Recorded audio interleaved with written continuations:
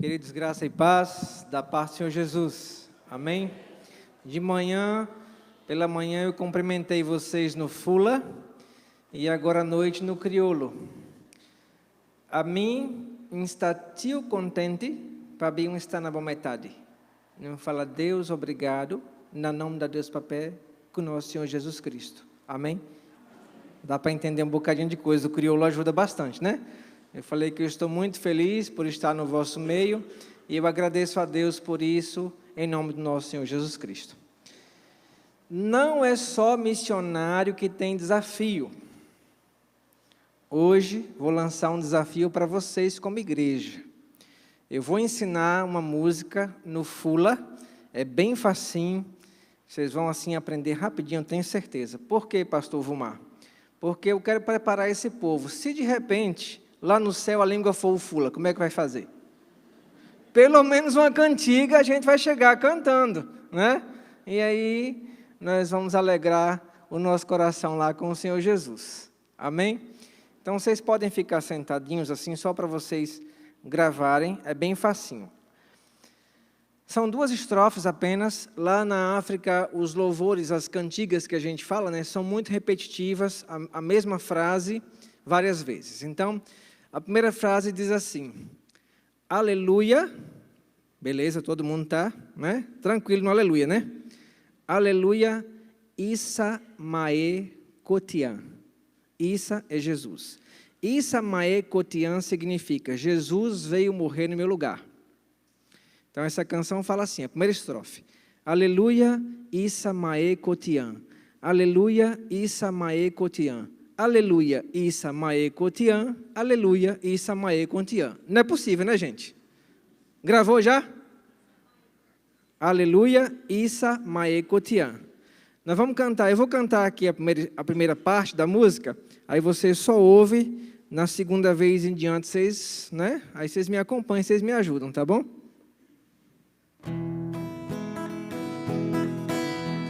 Aleluia, Issa Mae Kotian. Aleluia, Issa Mae Kotian. Aleluia, Issa Mae Kotian. Aleluia, Issa Mae Kotian. Deu para gravar? Bem facinho, bem gostoso de cantar, né? Então vamos ficar todo mundo em pé para a gente cantar bem bonito. Aleluia, Issa Mae Kotian. Aleluia, Jesus veio morrer no meu lugar. É isso que você está cantando no Fula. Vamos lá, todos juntos, bem animado, hein? Pensa lá no céu, quando a gente chegar, nós vamos cantar essa música lá, vai ser bem bonito. Aleluia, Issa Mae Kotian. Aleluia, Issa Mae Kotian. Aleluia, Issa Mae Kotian. Aleluia, Issa Mae Kotian. Agora você vai falar assim, ó. Ha, no Fula é sim. Ha, alacomojo. Ha, alacomojo. Ha, alacomojo. Alacomojo, fiam. Sim, Deus é bom. Sim, Deus é bom. Sim, Deus é bom. Deus é bom para mim. Ok? Facinho, né? Vamos à segunda estrofe, então? Vou cantar a primeira vez, depois vocês me acompanham. Aí eu vou do começo e aí nós vamos pegar junto, firme, tá bom? Ha, alacomojo. Ha, alacomojo. Ha, alacomojo. Alacomojo, fia. Mais uma vez, a segunda estrofe. Ha, alacomojo. Ha, alacomojo. Ha, alacomojo. Alacomojo, fia. Aleluia. Aleluia, Issa Mae Kotian. Aleluia, Issa Mae Kotian. Aleluia, Issa Mae Kotian. Aleluia, Issa Mae Kotian. Ha, alacomojo. Ha, alacomojo. Ha, alacomojo. Alacomojo, fi. alakomojo, ha, alakomojo, ha, alakomojo, alakomojo, fian. Sim, Deus é bom. Sim, Deus é bom. Sim, Deus é bom. Sim, Deus é bom. Deus é bom pra mim. Aleluia. Já pode subir.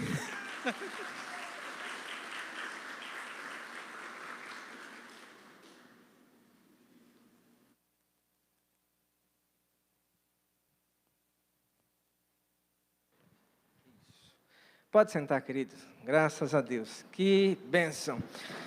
Eu quero mais uma vez expressar nossa gratidão como família. E hoje pela manhã eu esqueci assim de trazer uma palavra de gratidão ao departamento infantil dessa igreja e dar um testemunho assim pelos nossos filhos, né? Que ano passado, quando nós recebemos a oferta aqui, as crianças, aquela oferta do cofrinho, né? Nós estávamos numa campanha e trabalhando memorização de versículos com nossas crianças lá na Guiné-Bissau. E aí a oferta assim foi tão abençoadora que nós demos uma bicicleta para o nosso filho Samuel e compramos um fone de ouvido e umas coisas assim que o Andrezinho estava querendo. E eu entrei em contato com a Cris e falei: Cris, sobrou dinheiro, o que é que eu faço? Ele falou: pastor, o dinheiro é de vocês, né? Para os meninos aí. Então, naquela ocasião, como a gente estava naquela campanha da memorização dos versículos, então resolvemos aí presentear as nossas crianças lá do departamento infantil. E teve um menino que ele memorizou em 2 semanas 64 versículos. E ele foi à frente, recitou 64 versículos e ganhou uma bicicleta. Ele ficou assim, tão, assim, extasiado na hora que ele não sabia nem como é que ele reagia. E também o 2º e o 3º lugar foram presenteados. Então, uma grande bênção lá para as nossas crianças. Foi um momento assim, muito especial mesmo. E eu trago aí a nossa gratidão da igreja africana lá, que a gente é parceiro junto com eles lá no trabalho na cidade de Gaba. Eu vou pedir para soltar aí o vídeo, aqueles que não estavam pela manhã, poder também ter a oportunidade de ver um pouquinho do que é a Guiné-Bissau e o desafio que nós temos. Guiné-Bissau, oficialmente a República da Guiné-Bissau, é um país da África Ocidental que faz fronteira com o Senegal ao norte, Guiné ao sul e ao leste e com o Oceano Atlântico a oeste. Guiné-Bissau tem um clima tropical, caracteristicamente quente e úmido. Apenas 27,1% da população fala português, primeira ou segunda língua, estabelecido como língua oficial durante o período colonial. A grande maioria da população, 90,4%, fala uma língua crioula baseada no português, enquanto o restante dos habitantes fala uma variedade de línguas africanas nativas. As principais religiões são as religiões tradicionais africanas e o islamismo. Há uma minoria cristã, principalmente católica romana. A população da Guiné-Bissau é etnicamente diversa e tem muitas línguas, costumes e estruturas sociais distintas. Ela pode ser dividida nos seguintes grupos étnicos: Fulas e os povos de língua mandinga, que compõem a maior parte da população e estão concentrados no norte e nordeste do território. Os balatas, que vivem nas regiões costeiras do sul, e os mandijacos, que ocupam as áreas costeiras no centro e norte. A maioria do restante são mestiços, com ascendência mista de portugueses e africanos, além de uma minoria de Cabo Verde. Ao longo do século XX, a maioria dos guineenses praticava alguma forma de animismo. No século XXI, muitos se converteram ao islamismo, que hoje é praticado por 50% da população do país. A maioria dos muçulmanos de Guiné-Bissau é da denominação sunita, sendo que cerca de 2% pertencem à seita Ahmad. O cristianismo é seguido por cerca de 10% da população do país e 40% continuam a manter as crenças nativas. Muitos moradores praticam formas sincréticas das religiões islâmica e cristã, combinando suas práticas com as crenças tradicionais africanas. Guiné-Bissau. O desafio continua.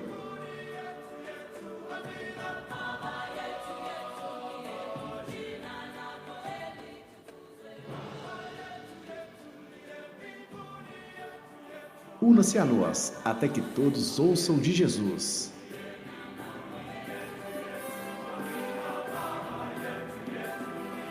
WEC Brasil, alcançando os povos não alcançados. Já pode soltar aí a imagem do mapa? Do PowerPoint, o mapa de Guiné-Bissau, por favor.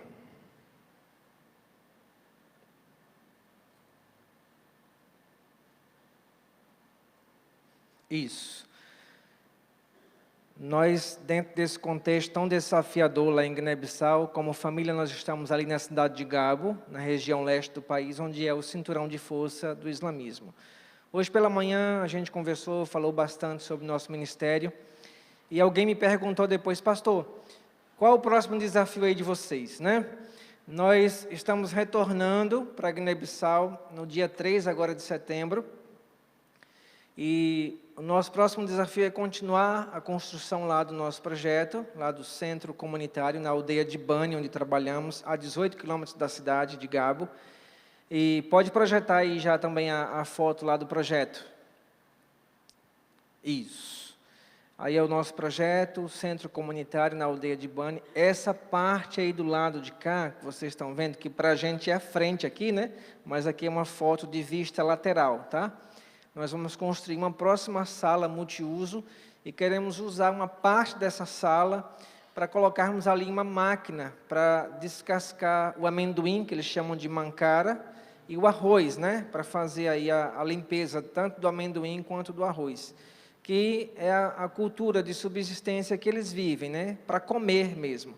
Então, para os irmãos terem uma ideia, muitas famílias têm que se locomover da aldeia para a cidade, porque não há máquina como essa numa região aí de 50 quilômetros.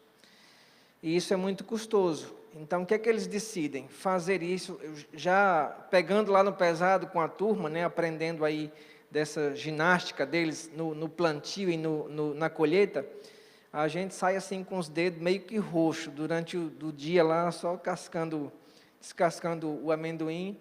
E o arroz também é uma coisa bem penosa. O amendoim, tanto o plantio quanto a colheita, é um negócio assim desafiador, né? Porque, como não tem a máquina, então eles põem um pau feito uma trave de futebol, ela compridinha assim, bem baixinha, estira uma lona, e ali a gente começa a bater o amendoim para ele soltar da palha onde ele vem, né, do pé dele, depois arruma tudo e aí vai de um por um, tá, até tirar aqueles caroços. Depois ali eles vão preparar ou amendoim torrado para comer, ou o famoso caldo de mancara, que é uma massa, uma pasta de amendoim, feita da maneira bem rudimentar mesmo, entendeu? Então, bem desafiador para a comunidade. E essa máquina tem um gerador no meio, de um lado ela faz a parte do arroz, e do outro o amendoim. E a intenção é de ter o centro aí com movimento de pessoas e que ele se torne autossustentável. Falei bastante hoje pela manhã, já deu para os irmãos aí terem uma ideia, então ora por isso. Projeta a última foto desse PowerPoint, que é a família, para aqueles que não estiveram conosco hoje pela manhã, poder ter aí uma ideia. Aí a família, o Andrezão, né, que não é mais Andrezinho, e o Samuel e a Suerda ali, a família Salles. Hoje pela manhã eu falei uma coisa muito importante, muito interessante para a gente, que é a questão da oração. Se você perguntar, pastor, do que o senhor mais precisa? Preciso de oração. Porque a oração, ela é a mola propulsora de missões no mundo. Quando você coloca os seus joelhos no chão e ora por nós, tenha certeza, Deus responde a sua oração. Então, quando você estiver em casa e vê aquela pontinha assim de desejo, uma vontade assim que você não sabe de onde é que saiu, o coração de Deus pulsando ali junto com o seu coração para orar, não só por nós, mas também pelas famílias missionárias, pelos missionários espalhados no mundo, faça. Seja obediente, obedeça à voz do Senhor. E como eu falei hoje de manhã, nós temos trabalhado na tradução aí do livro de Gênesis. Por que escolhi o livro de Gênesis? Porque, contando para o pastor Vumar, nós contamos as histórias para as crianças na ordem cronológica.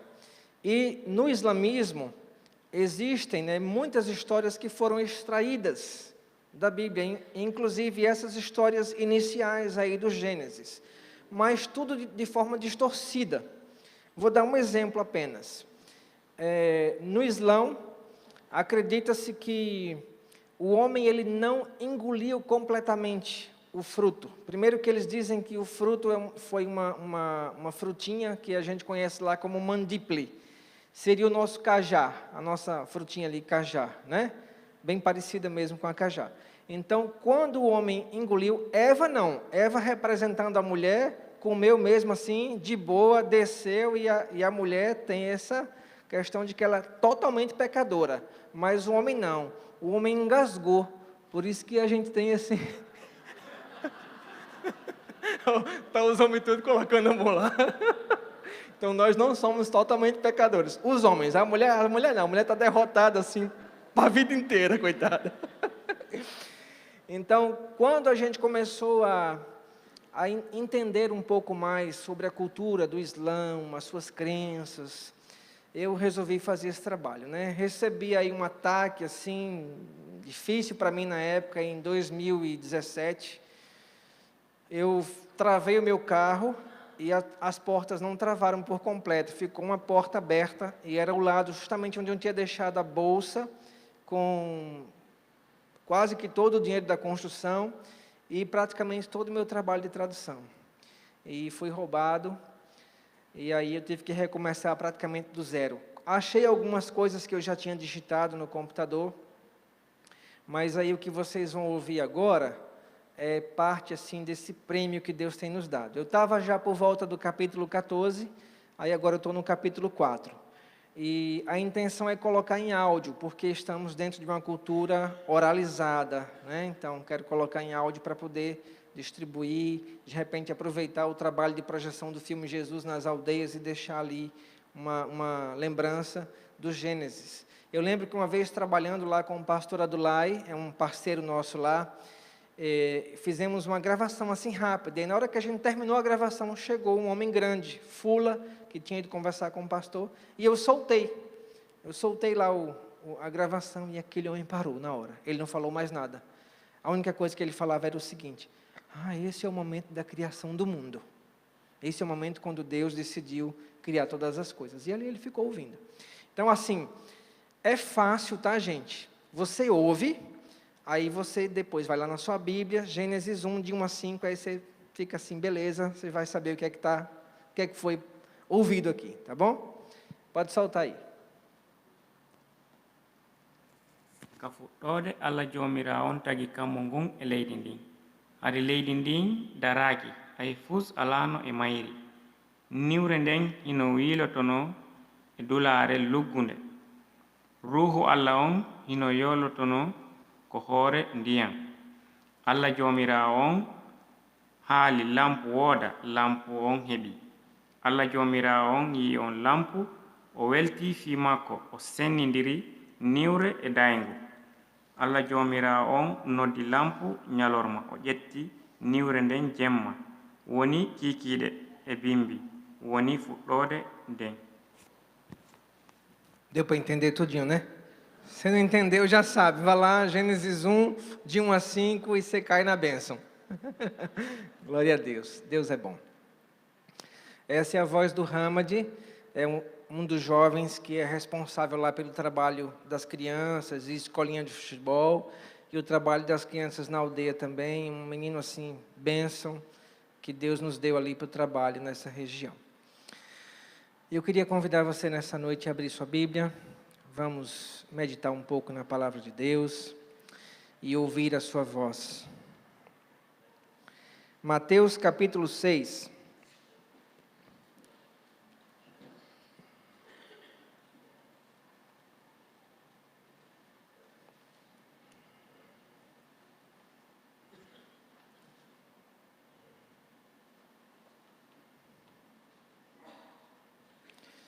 nós vamos ler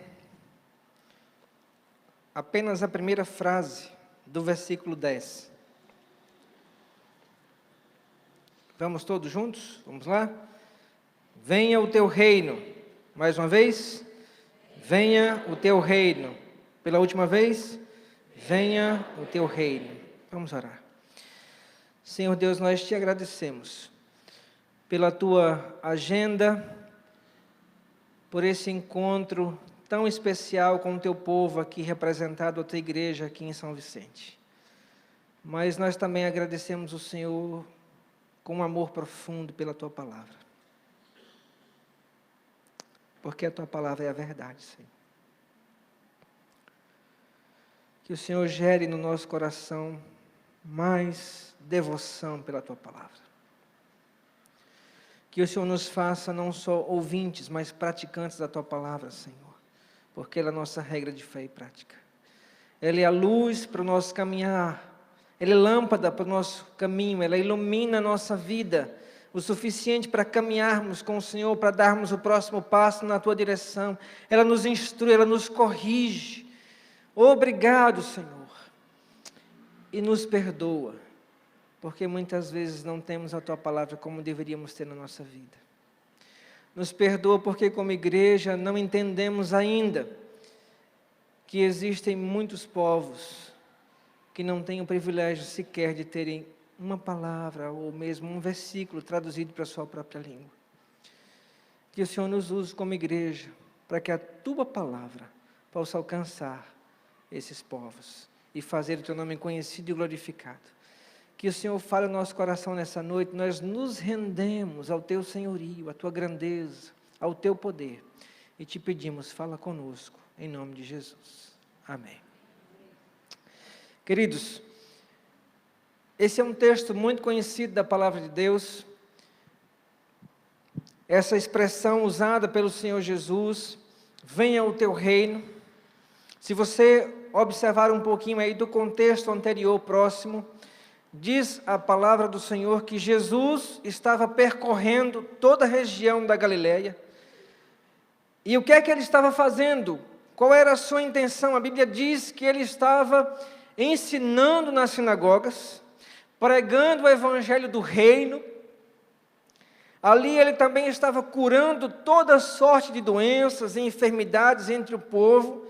E diz então a Bíblia que a fama dele correu, se alastrou pela região. Por toda parte ouvia-se falar de Jesus e via gente da Galileia, Decápolis, Jerusalém, Judeia e da além do Jordão, para ouvi-lo falar acerca das coisas que são concernentes ao reino de Deus. E Jesus então, vendo as multidões, sobe a um monte e passa a dar a elas alguns ensinamentos. E do que é que ele falava para as pessoas nessa ocasião? Ele falava sobre as bem-aventuranças, sobre ser sal e luz, cumprir a lei, acerca do homicídio, adultério, vingança, amor ao próximo, justiça, a prática de dar esmolas.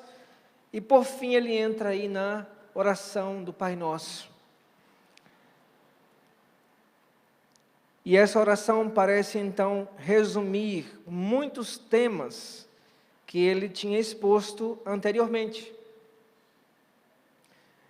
Até que o verso 10, aí logo no começo da oração, ele diz assim, venha o teu reino. E esse parece ser então o tema central da oração do Pai Nosso. E é muito importante que a gente entenda aqui um fato muito curioso e bem marcante, porque eu fico imaginando quando Jesus abriu a sua boca e ele introduziu essa oração e disse, Pai, ele deve ter gerado, no mínimo, algum incômodo nas pessoas. Porque ele não havia sido recebido como filho de Deus, e vocês sabem disso.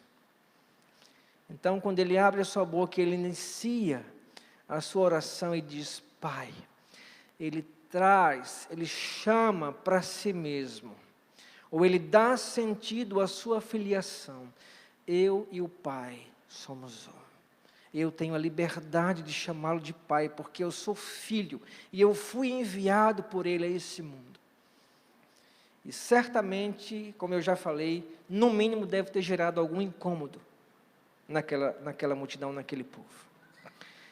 Então, como eu disse, o tema central é este. Se você vier de frente para trás ou de trás para frente, você vai esbarrar nesse clamor quando ele diz assim: venha o teu reino. Afinal de contas, logo depois o que é que ele fala? Para que a tua vontade seja feita, ou seja, tanto na terra como ela é nos céus, ou seja, que haja plenitude. A vinda do reino de Deus significa a terra ligada aos céus, ligada aos céus. O que acontece na terra, que aconteça da mesma maneira que acontece no reino dos céus.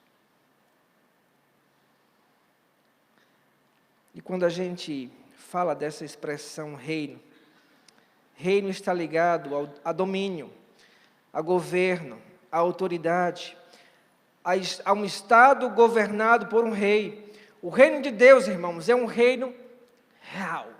Ele é verdadeiro. Ele existe.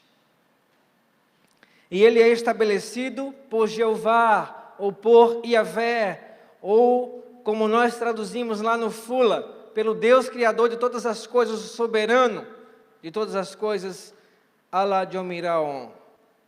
O reino dos céus é governado pelo nosso Deus. Ele tem muitas características que se apresentam como governos humanos, não da mesma forma, mas tem características de governos humanos, mas é superior a todos eles. Não existe absolutamente um reino humano que possa se comparar ao reino dos céus. O reino dos céus é superior a qualquer reino humano, ou a qualquer reino, ou denominação, ou dominação, enfim, que queira se comparar a esse reino de um Deus soberano. Em todos os sentidos, em todos os aspectos. Não existe, nem nunca existiu, nem existirá um reino do soberano Deus como o reino do nosso Deus. Reino de Deus é um só. De Deus Criador, soberano, que governa todas as coisas. E esse Deus, ele instituiu o seu Filho, Jesus, como rei desse reino, e lhe deu toda a autoridade. Hoje nós cantamos essa noite, o que está escrito lá em Filipenses, que ele se despiu da sua glória. Primeiro que tudo que foi formado e feito pelo Senhor desse reino, todas as coisas que subsistem, que existem, reinos, dominações, enfim, tudo é por causa desse rei chamado Jesus. Você sabia disso? Ele é o primogênito de toda a criação. E a Bíblia diz que por ele, por meio dele, são o quê? Todas as coisas. E o Pai lhe deu essa autoridade. Quando o próprio Jesus, em Mateus, no capítulo 28, verso 18, se apresenta para os seus discípulos naquela ocasião, de tantas expectativas, ele havia dito: olha, fala para eles que eu vou encontrá-los lá na Galileia, que eles me aguardem. Talvez eles pensando que Jesus ia falar para eles o seguinte: Pedro, foi muito boa a nossa caminhada de quase 3 anos. Mateus, eu gostei muito de caminhar com você. Pedro, você abandonou a sua empresa de pesca e você me seguiu, você foi fiel. Algumas vezes você vacilou, mas agora é hora de voltar lá para o seu trabalho. Não é isso que Jesus fala para eles. Jesus diz para eles assim: toda autoridade me foi dada no céu e na terra. Eu vim e eu cumpri o propósito, a missão pela qual eu fui enviado. Eu vim e me doei, me entreguei. Ele foi o ofertante, ele foi a própria oferta, ele pagou pelos nossos pecados. A Bíblia diz que o escrito de dívida que era contra nós estava sobre Jesus. E diz mais que lá na cruz ele expôs ao desprezo principados e potestades, humilhando-os na cruz do Calvário. Mas ele foi elevado às alturas pelo próprio Deus, que lhe deu o nome que está acima de todo nome. E diante desse nome, todo joelho se dobrará e toda língua confessará que Jesus Cristo é o Senhor. Ele foi colocado então como o Senhor do reino. E o que é mais interessante nessa dimensão que a gente está vendo aqui, e de características do reino de Deus, você não precisa abrir sua Bíblia, mas a Bíblia diz lá em Salmos 145, verso 13, a parte A diz assim: o teu reino é o de todos os séculos, e o teu reino e o teu domínio subsiste por todas as gerações. Isso significa dizer que esse reino é eterno. Moisés, na sua finitude humana, ele declara ao Senhor, no Salmo 90, e ele se depara com a finitude da vida, e ele diz, então, que Deus ele já existe de eternidade a eternidade. Tu és Deus. Não tem como a gente dimensionar, apenas a gente tem como se render ao governo de um Deus eterno, que o reino subsiste de geração em geração, como diz o Salmo. Em Romanos capítulo 14, verso 17, diz assim: porque o reino de Deus não é comida nem bebida, mas justiça e paz e alegria no Espírito Santo. Ou seja, o reino de Deus é espiritual.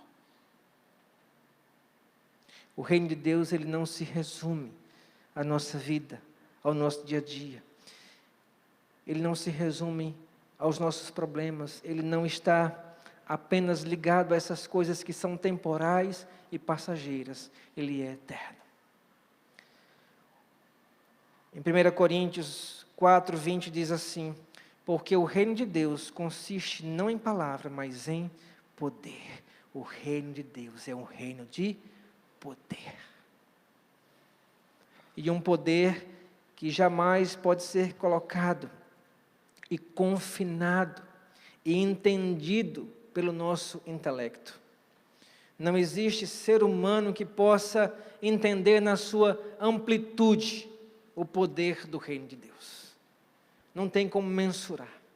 Sabe, o apóstolo Paulo, diante da grandeza, do poder, da majestade de Deus, em Romanos, no capítulo 8, ele diz: ó profundidade das riquezas, tanto da sabedoria quanto do conhecimento de Deus, quão insondáveis são os seus caminhos e quão inescrutáveis os seus juízos. Quem conheceu a mente do nosso Senhor, ou quem primeiro deu a Ele para depois o receber, ou quem foi o seu conselheiro? Porque dele, por Ele e para Ele são todas as coisas. Eu me rendo. Eu me rendo. Não tem como alcançar, não tem como dimensionar, não tem como calcular o tamanho da grandeza desse reino e desse reinado. Em Colossenses, capítulo 1, verso 3, diz assim: Ele nos libertou do império das trevas e nos transportou para o reino do Filho do seu amor. E é tremendo agora a gente entender que nessa imensidão de um reino eterno, de um reino espiritual, de um reino de poder, entendermos que esse reino é um reino de amor. Um reino onde o próprio rei se entregou, se humilhou, se fez homem e, achado em figura humana, se humilhou por nós, assumindo o meu e o seu pecado. Um reino de amor. Um reino que o próprio rei se entregou e nos fez co-herdeiros com ele. E se nós, como igreja, entendemos e queremos viver a dimensão desse reino, irmão, nós precisamos entender que existe apenas um rei, como eu já falei, é o Senhor Jesus. O que se apresenta pode ser até um império. Tem alguma coisa errada muitas vezes na teologia, e a gente muitas vezes pensa em dois reinos, o reino de luz e o reino de trevas. Não existe reino das trevas, existe um império. E a Bíblia diz que nós fomos transportados desse império das trevas para o reino do Filho do seu amor. E o império ele está na dimensão do reino. Isso significa que todo o trabalho de Satanás, embora muitas vezes a gente não consiga compreender com a nossa visão tão limitada, dentro da soberania, da graça, do amor de Deus, da providência de Deus, também coopera para o reino. Porque ele não pode fazer absolutamente nada se o rei não autorizar. Você entende? O que é que eu quero dizer com isso em termos práticos? Que nenhum dia na sua vida, algo que aconteça pode ou vai surpreender Deus. Em nenhum dia na sua história, Deus vai precisar acordar, entre aspas, fazer uma reunião da Trindade, chamar o Filho e o Espírito Santo e falar assim: olha, lá na Igreja Presbiteriana de São Vicente está acontecendo um negócio que a gente precisa reunir aqui a Trindade e a gente tem que resolver aquele problema. Porque o bicho está pegando lá e eu não sei como é que vai ser a resolução disso. Porque a Bíblia me garante que todas as coisas contribuem, cooperam conjuntamente para o bem daqueles que amam a Deus. E o Deus a quem eu sirvo, o meu Rei, o meu Senhor, o seu domínio é sobre tudo e todos. E em nenhum momento da minha vida o meu Rei, o meu dono vai ser surpreendido. E eu tenho um grande privilégio. Através da obra redentora de Jesus, eu fui transportado do império das trevas. Hoje, pelos méritos de Cristo, por aquele que Cristo fez por mim, eu me chamo igreja. Eu fui comprado e lavado por um sangue tão precioso, que pagou os meus pecados. Não existe nenhum meio de nos achegarmos a Deus que não seja o sacrifício de Cristo. Sabe por quê? Porque o reino chegou através da pessoa do Senhor Jesus. É chegado o reino de Deus. Hoje é Cristo em nós, esperança da glória. E esse mesmo Senhor, Ele nos deu uma missão como igreja. E quando a gente entende a perspectiva do reino, a gente entende agora que é um privilégio. Você sabia que eu e você, nós somos chamados para sermos reconciliadores entre o homem e Deus. Deus podia ter feito tudo sozinho. Às vezes eu fico imaginando assim, vivendo algumas situações no campo, e fico perguntando para Deus: Senhor, não seria mais fácil o Senhor mandar um anjo aqui, né? Se revelar para esse camarada e falar assim: ó, meu filho, você recebe Jesus, a gente evitaria tantos gastos, né, tantas coisas, em enviar uma família missionária para Guiné-Bissau, para falar do amor de Deus, para viver, enfim, para alcançar povos não alcançados, tanto custo, aprender língua, e tantas outras coisas mais que a gente vive no campo, mas Deus reservou esse privilégio para nós como igreja. Então, queridos, quando é que o reino de Deus vem? Se você ora essa oração, e se você entende esse propósito, ou isso que Jesus nos ensinou, e você diz assim: Senhor, venha o teu reino, o reino vem, ou o reino se estabelece, em primeiro lugar, quando a igreja avança.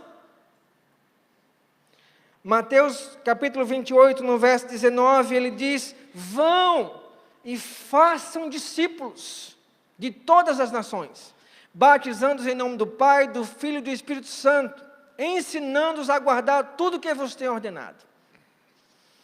É quando a igreja avança. A igreja é a agência do reino de Deus aqui na terra. Então não é quanto se vai investir, mas é obrigado, Senhor, pelo privilégio de sermos instrumentos do Senhor aqui na Guiné-Bissau, em outros lugares, lá no Timor-Leste, na Espanha, em outros projetos que vocês estão envolvidos como igreja. É a gente entender que o reino de Deus é chegado, o reino de Deus, ele vem, venha o teu reino, enquanto ele vem, enquanto a igreja avança, ou seja, onde a igreja chega, o reino de Deus é estabelecido. Muitas vezes, como missionários lá no campo, nós não conseguimos visualizar algumas coisas.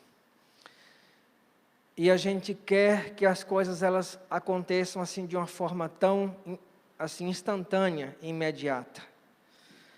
E eu lembro que muitas vezes cheguei no campo, lá na aldeia, para trabalhar, e enquanto eu estava ali na bolanha, plantando arroz, no período da colheita, porque lá funciona da seguinte maneira: a gente levanta por volta de 4h30, 5 da manhã, e vamos para o mato, tanto na época do plantio, quanto na época da colheita, do arroz, do amendoim, enfim.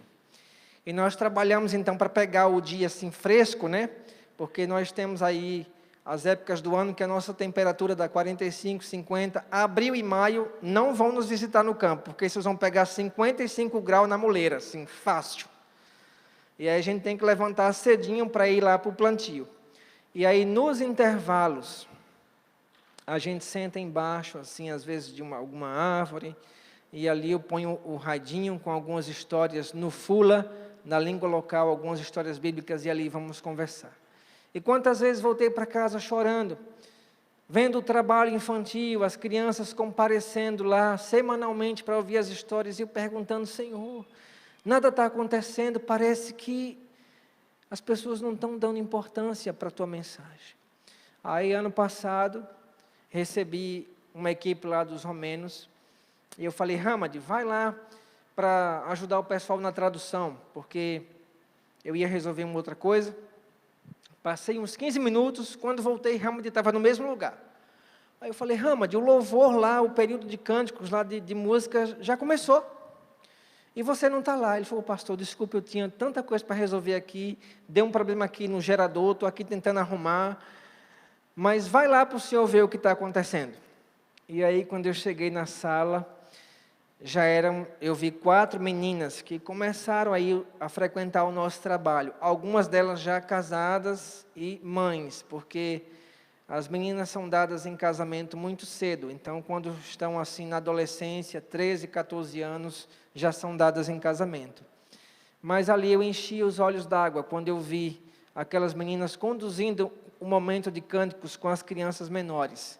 E elas cantavam assim: Issa atoyá, Issa atoyá mboiatá, no atude sabuná wandetuma, Issa atoyá mboiatá. Jesus voltará, sim, Ele voltará. Eu não me importo se você acredita ou não, mas Jesus um dia voltará. Eu saí daquela sala com o olho cheio d'água e eu falei assim: Senhor, é chegado o reino dos céus. A presença da igreja, a nossa presença missionária como família, eu sei que a semente é plantada. E quando isso vai germinar e florescer, eu não sei, mas eu sei que o Senhor está trabalhando em vidas aqui. O reino de Deus vem quando a igreja avança. E eu queria que vocês fizessem uma conexão assim. O pastor Vumar já falou hoje pela manhã sobre isso. É a igreja aqui e lá. Vocês não estão simplesmente aqui, vocês estão lá conosco, porque o reino é um só, o Senhor é um só, o Rei é um só, o Espírito é um só, é o que nos une. Então, quando a igreja avança, onde ela vai, onde você foi plantado, irmão, nós somos muito bons em evangelismo, mas nós temos deficiência na formação de discípulos. E a ênfase do texto é: façam discípulos.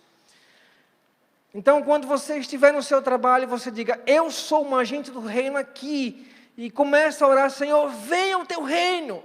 Eu quero ver o reino de Deus avançar aqui. Me dá oportunidades. Se você não pode falar com o seu parceiro de trabalho, com o seu companheiro, talvez você pode comer uma pizza com ele. Talvez você pode almoçar, marcar um encontro, convidar ele para um grupo de comunhão, uma célula, não sei como é que você chama aqui da igreja. E dar testemunho e orar: Senhor, venha o teu reino.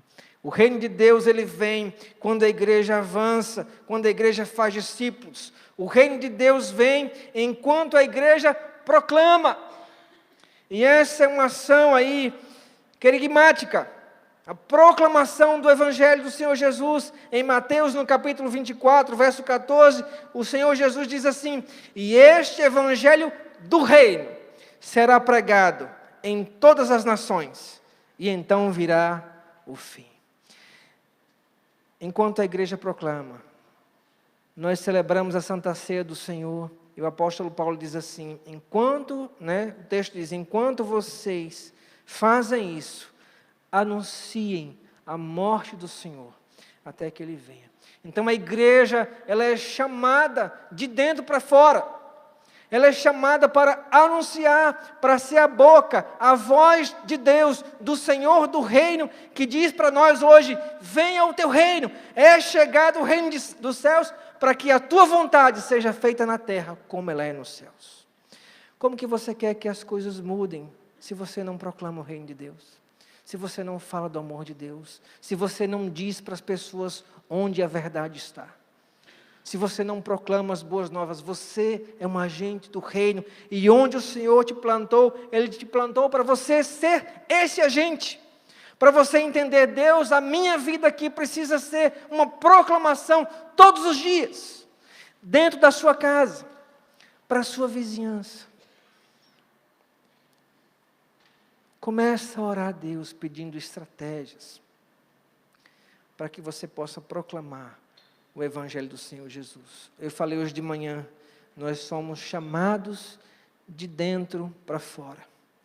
Eu cresci ouvindo as pregações de meu pai, evangelista, tive o grande privilégio aí na minha infância de acompanhá-los, infância, pré-adolescência, adolescência, até sair para missões. Ele tocando acordeon, e ele fazia trabalhos infantis também. E meu pai, na sua época de juventude, tinha servido ao diabo assim de uma forma muito profunda.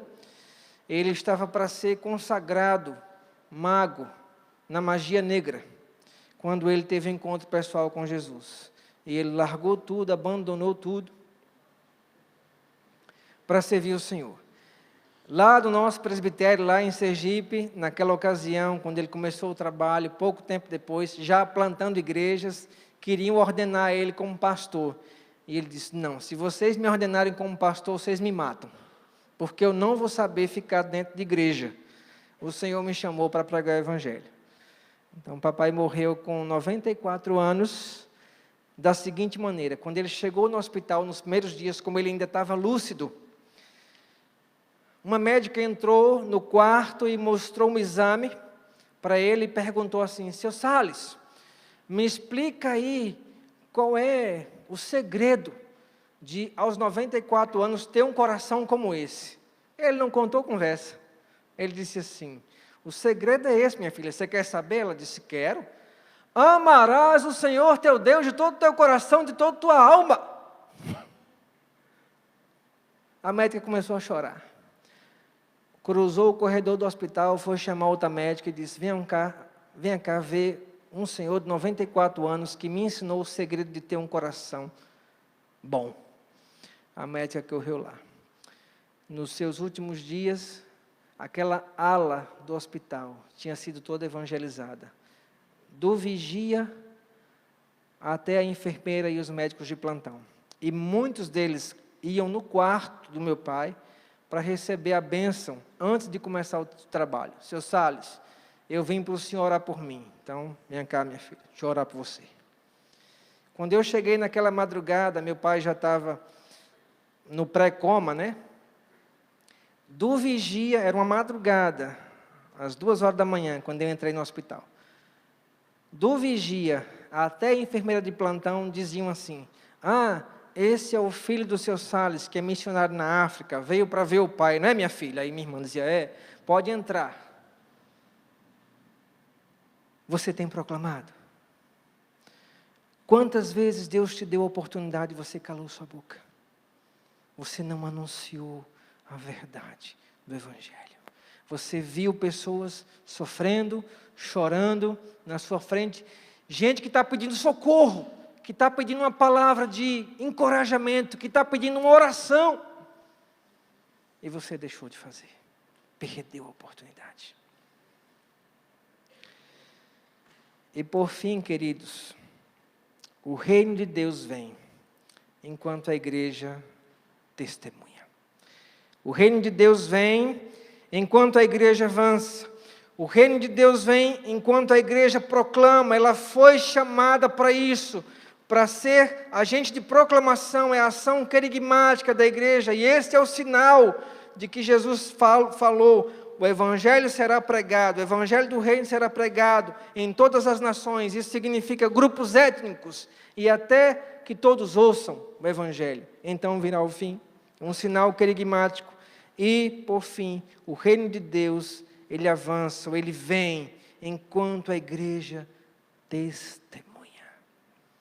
Nós lemos hoje pela manhã, Atos 1, capítulo 8, que diz assim: e sereis minhas testemunhas, tanto em Jerusalém, como na Judeia, em Samaria, até os confins da terra. Ser testemunha do Senhor exige obediência. Exige de nós obediência e muitas vezes sacrifício. Eu costumo dizer que o Evangelho é um chamado para a vida e para a morte. Através do Evangelho gratuito, você não pagou nada. Quem pagou foi Jesus, por você e pelos seus pecados. Você tem nele a vida eterna, como a gente diz lá no crioulo: vida que catacaba, vida que não acaba. Você está vivo eternamente com ele por causa do que ele fez por você. Mas o Evangelho é um chamado para a morte. Sabiam disso? Um dos meus amigos lá de campo missionário, ele estava fazendo a tradução de um texto bíblico no Evangelho de Marcos, quando Jesus diz assim: se você quiser vir a mim, tome a sua cruz e siga-me. E ele começou a coçar a cabeça e ele falou assim: eu não vou saber traduzir a palavra cruz. E aí ele foi convidado para um enterro. E ele percebeu que em cima do corpo da pessoa morta estava um pano, chamado caçanquê. E aí ele perguntou a alguém: o que é que significa aquele pano?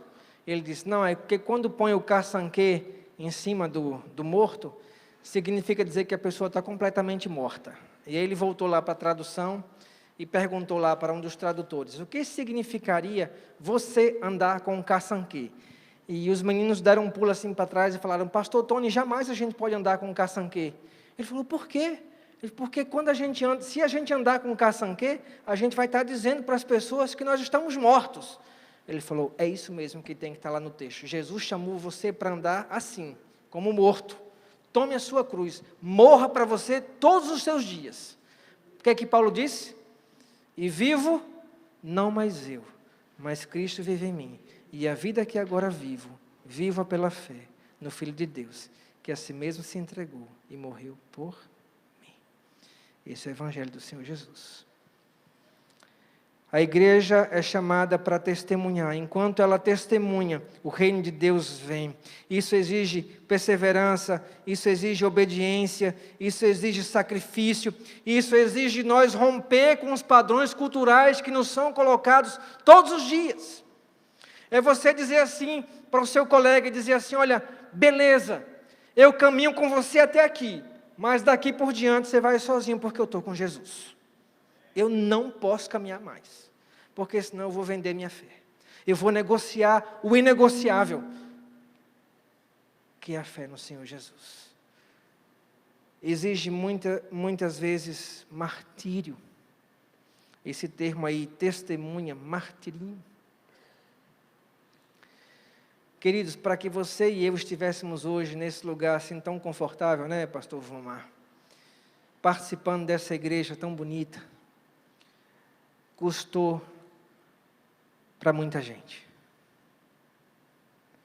Eu não sei se aqui os pastores, nós temos 2 volumes lá na livraria da IPB, lá naquele seminário, tem 2 volumes lá da história da IPB. No 2º volume, tem lá sobre a queima de Bíblias no estado de Sergipe. Meu pai estava lá. Meu pai participou lá, vendo as Bíblias serem queimadas durante a perseguição. E ele disse que era um grupo de irmãos, muito pequeno, talvez aí de umas 10 pessoas ou mais um pouco. Enquanto eles olhavam as Bíblias sendo queimadas, porque eles eram chamados de bodes, eles se abraçavam e choravam. E diziam assim: agora nós não temos a Bíblia, mas nós podemos proclamar, nós podemos testemunhar com aquilo que nós decoramos. Os textos bíblicos que eles tinham aprendido. era aquilo que eles iriam fazer conhecido das outras pessoas. Custou muito para muita gente. Custou até derramar de sangue de algumas pessoas, para que esse evangelho chegasse até mim e até você, para que hoje você pudesse dizer assim: venha o teu reino, Senhor, venha o teu reino. Que você seja encorajado a obedecer, a perseverar, a romper com padrões, para que o reino de Deus possa ser visto através da sua vida como testemunha do Senhor Jesus. Viver o reino, gente, é viver uma dimensão muito maior. Viver o reino é entender que o Senhor do reino é quem governa a nossa vida. Você pensa que você é dono da sua própria vida, você não é. Quem é dono da sua vida, da minha vida, é o Senhor. Então, viver na perspectiva do reino e dizendo e orando a Deus: Senhor, venha o teu reino, é viver todos os dias dizendo: Senhor, eu me submeto ao teu senhorio, eu me submeto ao teu governo, eu entendo que eu sou escravo, porque eu fui comprado pelo Senhor. E agora eu não tenho direito mais algum que não seja servir ao Senhor desse reino. Eu queria terminar essa palavra, essa noite, contando o testemunho de um anônimo, lá na Guiné-Bissau, uma das maiores bênçãos assim que nós recebemos ano passado, janeiro de ano passado, quando estávamos ajudando o trabalho de uma equipe, chegou esse homem. Ele fedia igual a um defunto. Ele tinha uma infecção aqui no maxilar, e aquilo desceu para o pescoço dele, e ali era tudo podre. Mas graças a Deus, aquela equipe que a gente estava auxiliando no trabalho, tinha um médico cirurgião, um cirurgião dentista, mas o atendimento estava sendo feito numa escola. Então, quando viram aquele homem chegar, logo o médico mandou ele entrar, passou na frente de todo mundo ali da fila, e foram com ele lá para a sala já de cirurgia, que a gente tinha improvisado naquele lugar. E só da boca dele foram arrancados 10 dentes, aqui nesse lado aqui. Uma parte em cima, outra parte embaixo, para que o médico tivesse acesso. Os médicos colocaram 5 máscaras e mais aquele spray, né, para ver se conseguiam tirar um pouco do fedor, mas impossível.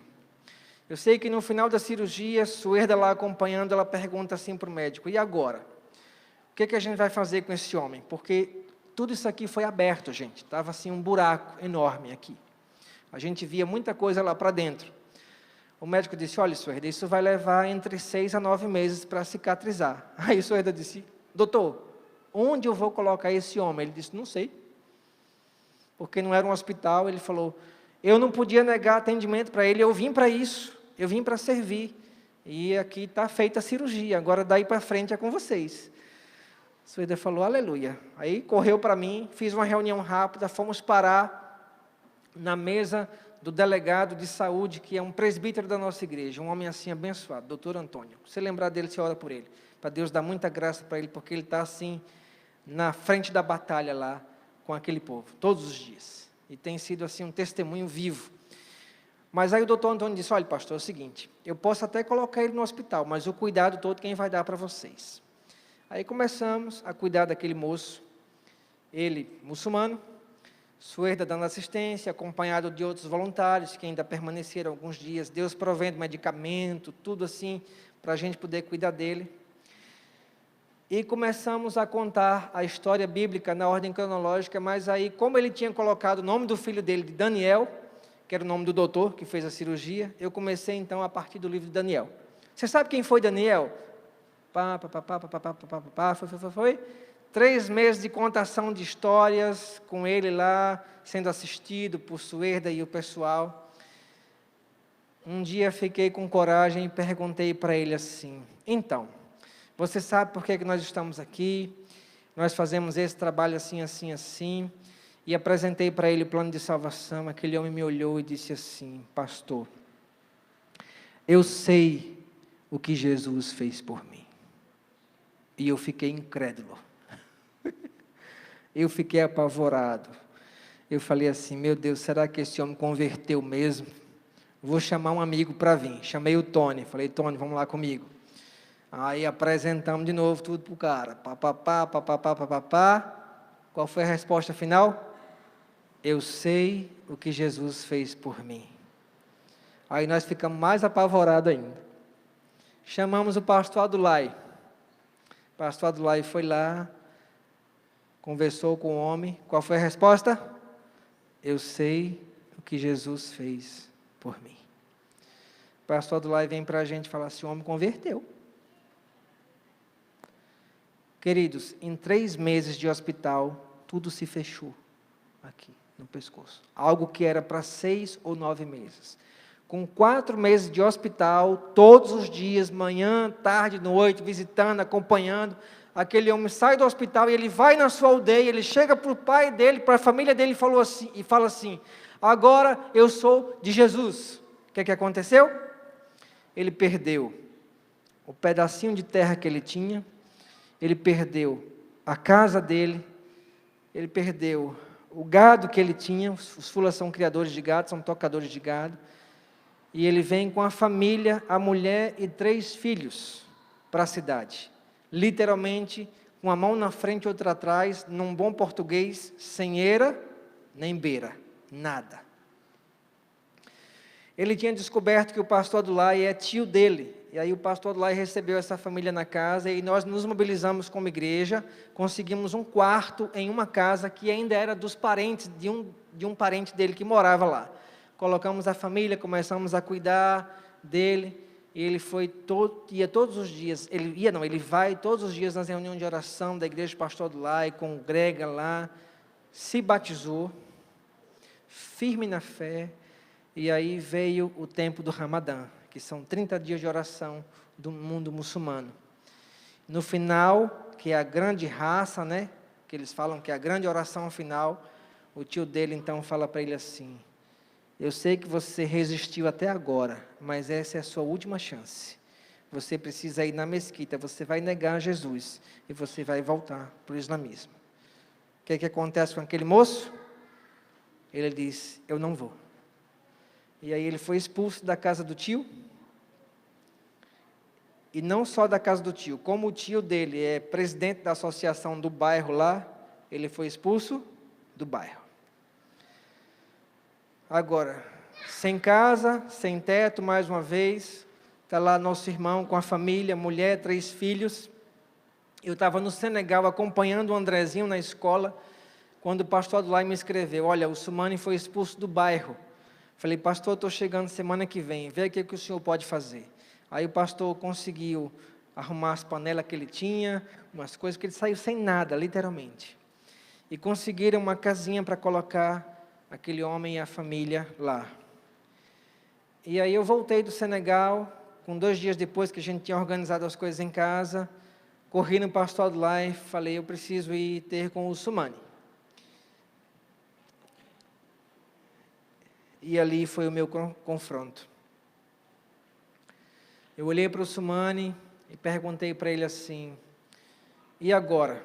Como é que você se sente? Ele disse assim para mim, pastor, eu achando que ele ia dizer, né, a pior desgraça que aconteceu na vida dele foi ter recebido o Evangelho. Ele olha para mim e diz assim, pastor, eu tenho Jesus, eu tenho tudo. Nós nos abraçamos, choramos, e eu disse, Sumani, você tem uma família, a família da fé, é a família que te recebe. Nós vamos nos mobilizar como igreja. E ele diz assim, eu não tenho raiva dos meus parentes, eles me rejeitaram, mas eu agora estou livre, eu posso servir a Jesus porque eu estou livre, e eu oro por eles para que Jesus possa se revelar para eles e salvá-los. Eu sei que eu não tenho nada que eu possa pegar, eu não tenho muitas vezes o pão para dar para os meus filhos, mas eu tenho Jesus, eu tenho tudo. O que é que te falta, querida? O que é que te falta para você viver a vida plena que o reino de Deus te oferece? Baixe sua cabeça. Vamos orar nessa noite. Pastor Vumar, por favor.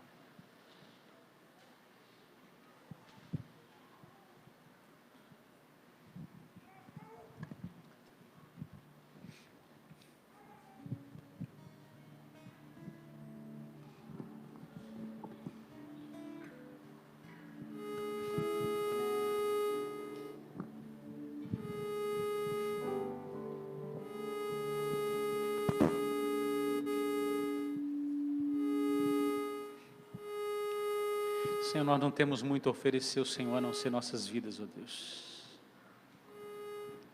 E nessa noite nós queremos, ó Pai, ofertar ao Senhor nossas vidas. Que o Teu reino venha sobre nós, ó Deus. Que o Teu reino venha sobre nós. E faz de nós, ó Deus, embaixadores deste reino onde estivermos. Onde pisarmos os nossos pés, que ali seja o reino do Senhor avançando, Senhor. Por isso, ó Deus, desperta a Tua igreja como reino do Senhor, no nome de Jesus, Senhor. Vem nos despertar. Que a palavra do Senhor lançada sobre o nosso coração nesta noite seja a semente boa sobre a boa terra, no nome de Jesus. E que nós possamos responder com fé e com obediência sobre a palavra lançada. Por isso abençoa Teu povo, Deus. Visita os nossos corações e nos desperta para aquilo que o Senhor tem nos chamado. Teu Espírito Santo é capaz de personalizar essa palavra em cada coração e de aplicá-la de maneira, ó Deus, a nos tirar da letargia espiritual, para o exercício do ministério, da vocação, do chamado do Senhor. Muito mais que uma declaração, queremos viver, ó Deus, na dimensão e na plenitude desse reino, servindo, ó Deus, e amando o Rei dos Reis, Senhor dos Senhores. Por isso, ó Deus, nós queremos romper com toda cultura pecaminosa, tudo aquilo que é embaraço para a nossa caminhada do reino. E no nome de Jesus, avançar testemunhando, avançar proclamando, avançar em obediência, Senhor. Por isso, aplica essa palavra em nossas vidas, nos desperta como igreja, Senhor. Que o Teu Espírito Santo, aquele que testifica com os nossos corações de que somos filhos do Senhor, também nos impulsiona a viver como cidadãos desse reino, como agentes transformadores, no nome de Jesus, ó Deus. E que o Teu reino avance, para louvor da Tua glória. Que o império das trevas, ó Deus, recue. E como, ó Deus, saqueadores do reino, ó Deus, nós vamos saqueando o inferno para louvor da Tua glória, no nome de Jesus. Levanta nesta igreja homens e mulheres dispostos a proclamar, a agirem como de fato são cidadãos do reino, embaixadores em nome de Jesus. Falam em nome do Rei, vivem em nome do Rei, proclamam em nome do Rei. E onde colocarmos a planta dos nossos pés, ali é a terra do Senhor. Por isso que a mensagem do Evangelho ecoe muito mais do que nossas vozes. Por isso o alcance seja muito mais do que o nosso testemunho, porque, ó Deus, servimos a um reino de poder, um reino que avança. O reino não retrocede, o reino avança, Senhor. Louvado seja o nome do Senhor. Venha o Teu reino sobre nós, ó Pai. No nome de Jesus, Senhor. No nome de Jesus. Vamos ficar de pé, vamos.